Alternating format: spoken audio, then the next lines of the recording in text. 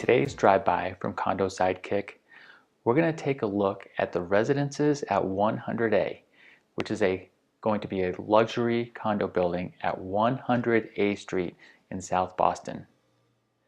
When we last saw this building in July, the exterior framing had been installed. Now in September, you're going to see that some of the siding has begun to be installed, so we'll be able to see the architectural design elements come to life. We'll also see the surrounding neighborhood of the residences at 100A. So let's go take a look.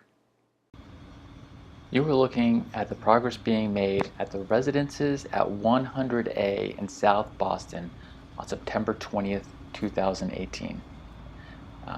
Right now we're on West 2nd Street, and 100 Residences is at the corner of West 2nd Street and West 3rd Street, which is the street just to our right.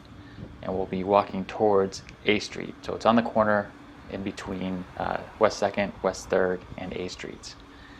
But if you recall our last drive-by back in July, the exterior framing had just been built, and now you can actually see the siding going up, so you can see what a more completed building is going to look like.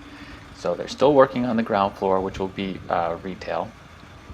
But this building will have 9 luxury residences, and you can see that some of the residences will actually have balconies that are on the corner of the building. So we're coming up to A Street, and whereas on the intersection of West 2nd and West 3rd, it'll look like a very slim building. As we cross A Street and look at it from the A Street side, you're going to see that the building looks much larger. So it's a really unique architecture. But this building is near the West Broadway district, so it's near all the dining and shopping and everything that West Broadway has. And it's also near the Broadway T Station.